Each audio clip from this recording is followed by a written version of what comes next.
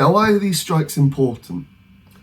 Well, one angle that we have discussed in some of our interviews on this channel is the effect that the loss of rail staff at train stations will have on disabled passengers. Vulnerable passengers is going to be affected at a very, very high level. At the moment, you would have, obviously, they would bring ahead, get assistance for a member of staff to come off the train. You are not going to have that manpower now at any of these stations. They're going to have trouble even buying a ticket. They're going to have trouble boarding trains. They're going to have trouble getting off trains. And if they need any assistance on board, you will not have a member of staff to assist them, like a catering member of staff or a guard, because the government's plans is to get rid of the guard, to get rid of the catering and get rid of the booking offices. So the vulnerable passengers is going to go back to the dark ages where they've never had any assistance whatsoever.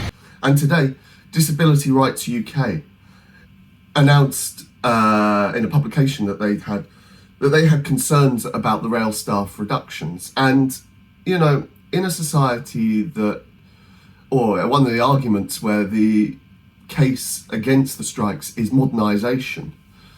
Modernisation cannot mean that people get left behind, in this case quite literally in terms of passengers at stations. I was travelling back to London the other week, and I found it quite difficult to navigate my way around because there were lots of trains cancelled due to a lack of drivers. Now, I previously probably would have been like, oh, why are all these drivers not coming to work? But now, having followed this and having a much deeper understanding of the issues behind it, it was a Sunday, and, you know, these drivers are being expected to work overtime on Sundays. And I can understand why they don't necessarily always want to. But then it's also on the train companies to just have enough drivers. Now, when I was on this journey back, I couldn't take my usual journey, so I had to go a different, alternative route. And in this route, I was struggling to find my way around. I needed to speak to people. I was speaking to people, and they were just like, oh, go here, go there. Now, if you are someone who is more vulnerable and more disabled, or someone who is disabled and vulnerable, you know, you would be in an even worse position than I was then.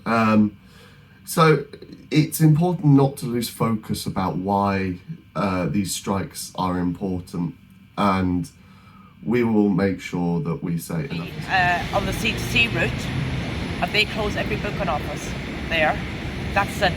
They will have no assistance whatsoever. They will have a security guard at the gate that won't be able to go to the machine and buy them a ticket. So yes, other big areas like say Oxenholme, Penrith, areas like that, you will see no staff to help them.